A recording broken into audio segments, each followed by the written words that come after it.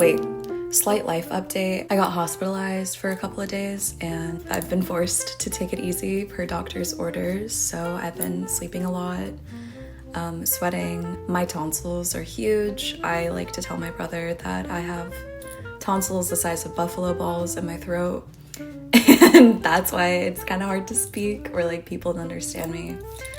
I don't know. Oh man, I'm going on a rant again.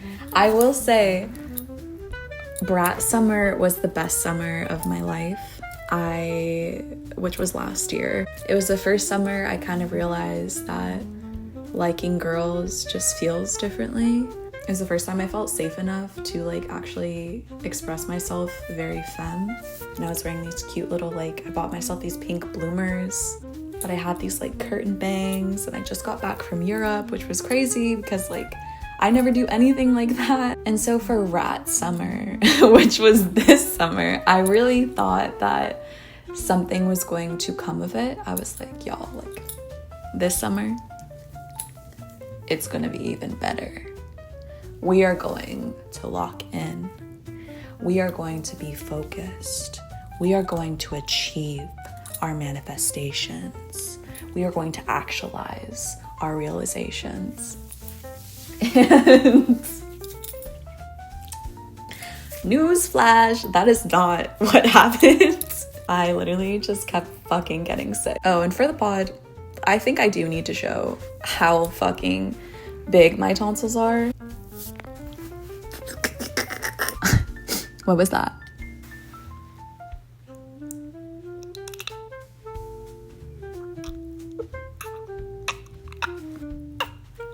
I mean,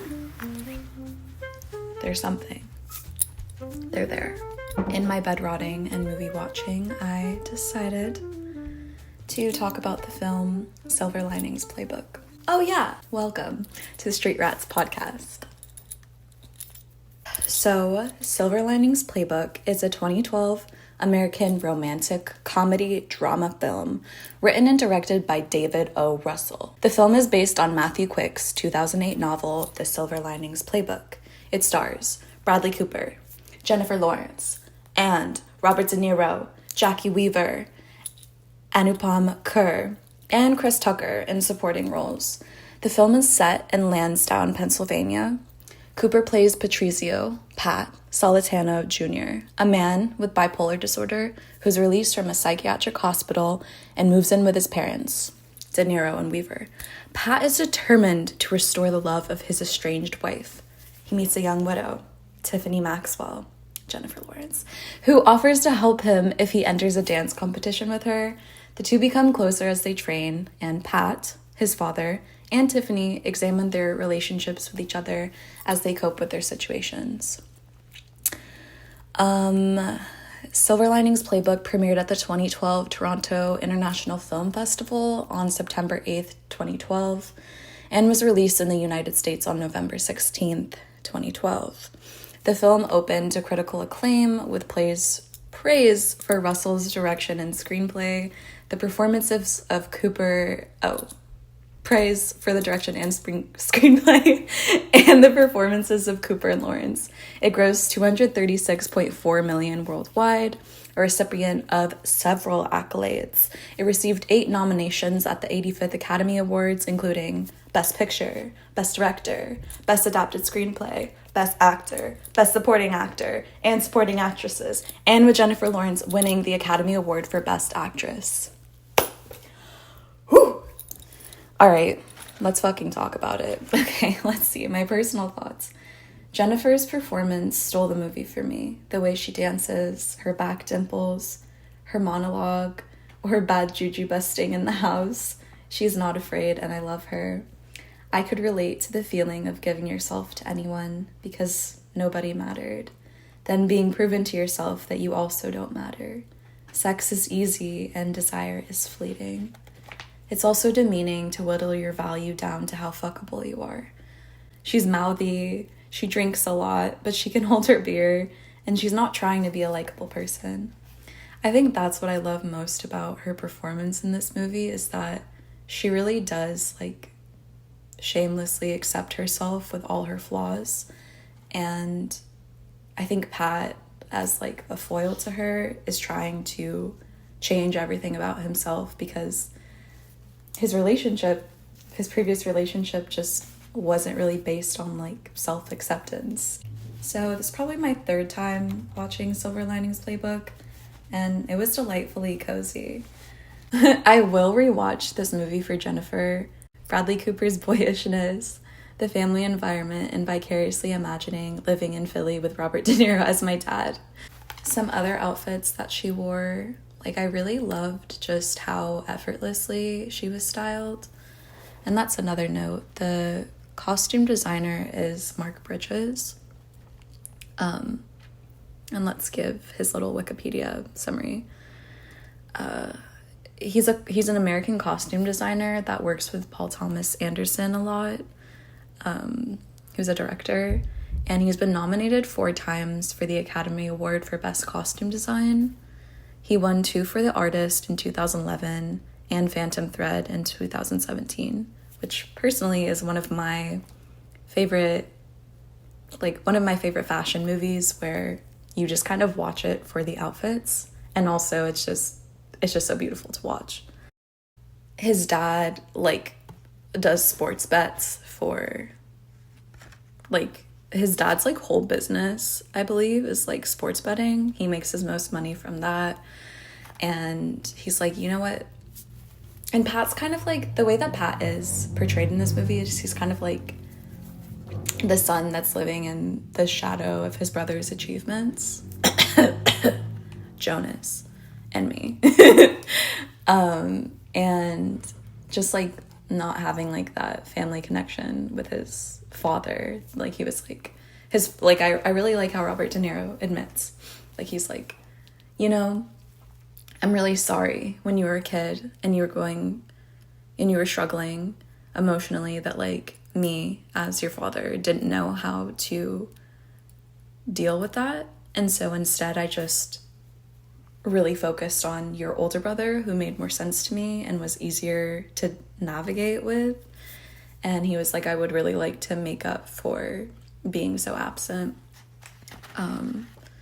And this kind of like thing of like, I'm betting on this game because I believe in you, and like I put my good juju on you. Like you're the one that's been like, you watching the games with me is what's helping the Eagles win. And so Bradley Cooper goes to an Eagles game that's against the Giants, and the shit goes down. They lose badly, and Robert De Niro's in a really bad place. He's in a really bad place financially, and Randy's like, sorry babes, not sorry, like they suck.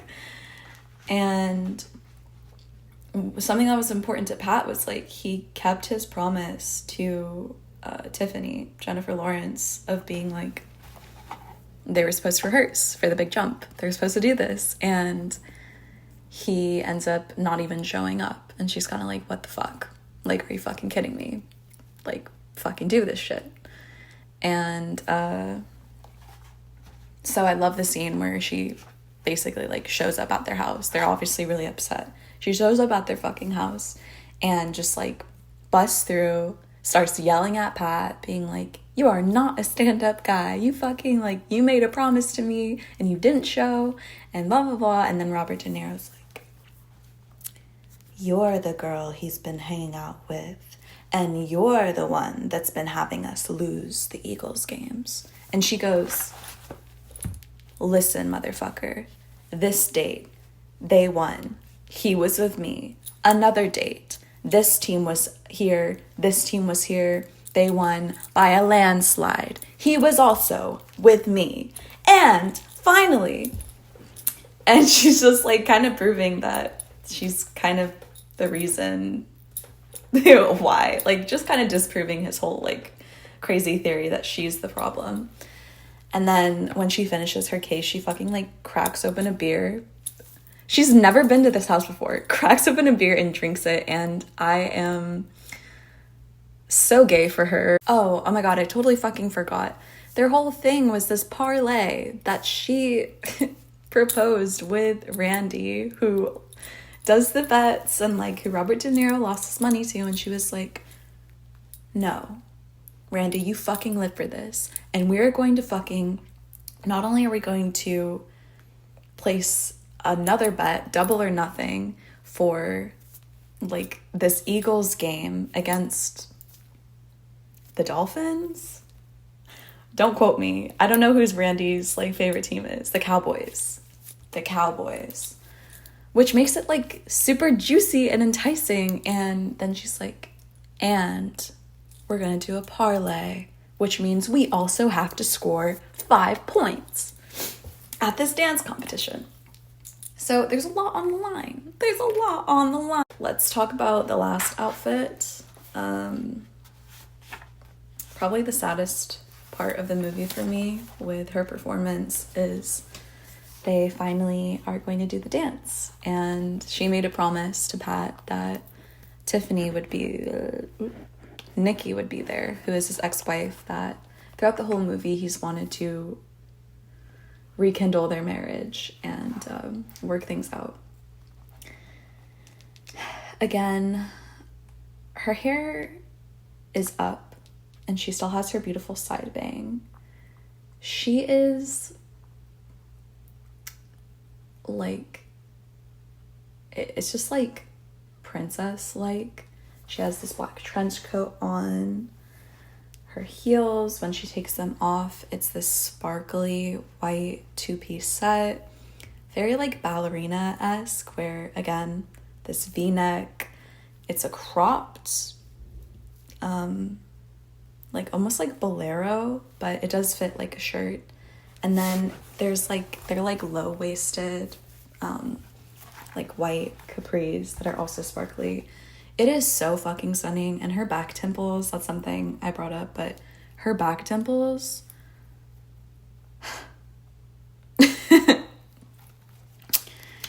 yeah, just stunning. I guess it says sparkly white 2-piece set with capris, flats, trench coat. And when, like, Nikki coming was like a lie because there's a restraining order. But when Nikki actually comes and it's like at the hands of her own sister, that's like, I really believe like they should work their relationship out, like, and that's not for you to decide. It's just like her whole world comes crashing down because once again, someone that she's really invested time into to care about her more than just a person to have sex with.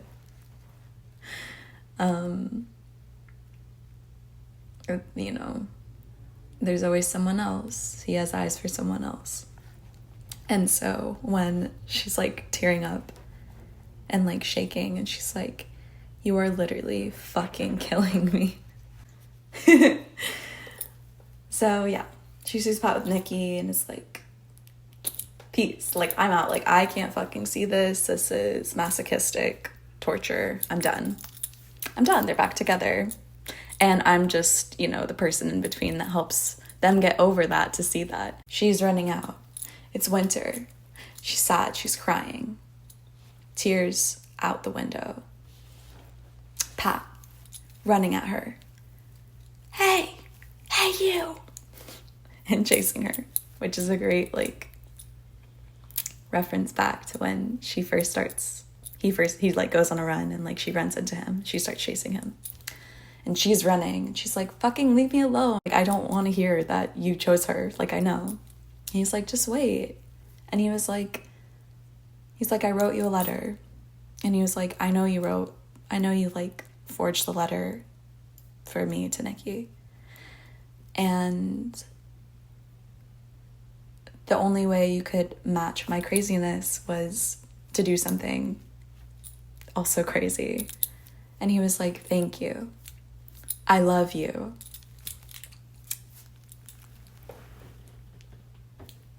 And I am curled up at the edge of my bed, upside down, like this, watching it on my phone, crying. Tears welling up, crying. And it was beautiful.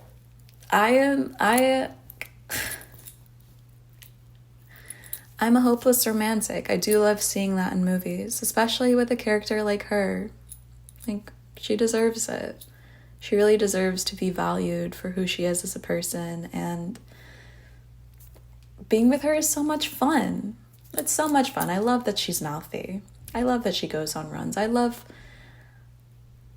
just love her. I am in love with her. Yeah. And they kiss. And it's sweet. And it's a happy ending. And yeah, so what did you think of Silver Linings Playbook? Maybe you should rewatch it. Are you a closeted lesbian? Question mark? Talk it out in the comments. Yeah, let me know your thoughts. This is the second episode of Street Rats Podcast.